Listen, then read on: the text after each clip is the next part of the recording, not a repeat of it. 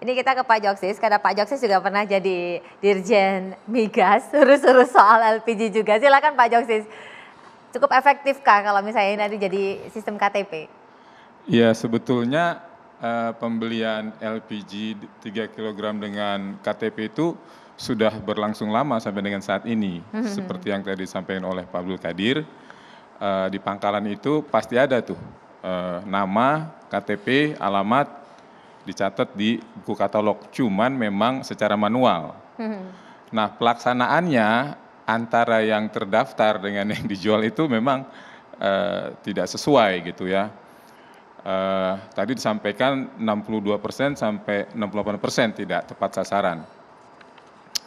Faktanya demikian karena memang kalau secara manual itu sulit, apapun secara manual itu sulit. Karena apa? Kita ada 17.000 pulau, satu pulau berapa ribu agen, berapa ribu pangkalan kan, nggak bisa secara manual. Sehingga satu-satunya jalan yang bisa mengawasi itu adalah dengan IT.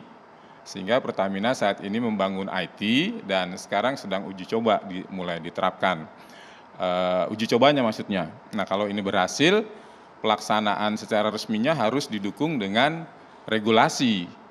Regulasinya apa yang diperlukan? Hanya satu sih sebetulnya, data tadi. Apakah pakai data P3KE tadi? Pesasaran, percepatan, penghapusan, kemiskinan ekstrim. Nah kalau udah sepakat di dalam regulasinya itu data ini yang dipakai, maka itu bisa dijalankan secara IT gitu menggunakan IT. Tapi kalau misalnya mekanismenya dirubah, bantuan langsung misalnya BLT, karena memang di dalam peraturan pemerintah tentang kebijakan energi nasional pasal 21 ayat 3 dan 4 itu disebutkan, ayat 1-nya mengatakan pemerintah dan pemerintah daerah memberikan subsidi. Nah sampai saat ini saya belum melihat pemerintah daerah ikut memberikan subsidi. Nah ayat 3-nya itu disebutkan itu hanya untuk subsidi itu harus tepat sasaran dan golongan tertentu. Kemudian pasal 4-nya disebutkan subsidi itu berkurang secara bertahap sesuai dengan peningkatan daya beli masyarakatnya. Nah di pasal 3 itu ada yang mengartikan bahwa tepat sasaran kepada masyarakat. Jadi bukan kepada komoditinya. Jadi mengartikan kepada langsung ke BLT gitu.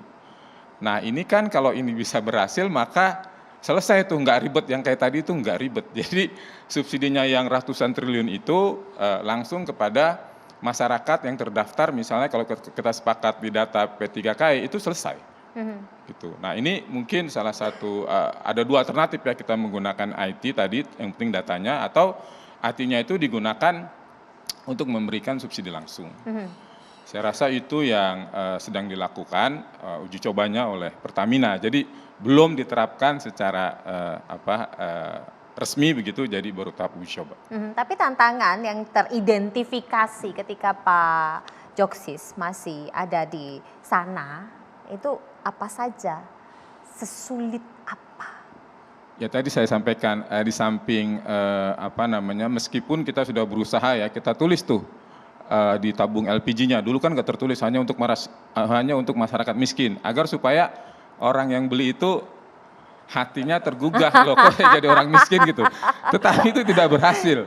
Tapi mau ditulis apapun tidak malu mengaku bahwa mereka miskin. Kayak orang beli rokok aja kan, rokok bisa membunuh, pakai gambarnya tetap aja orang beli. Itu persis sama.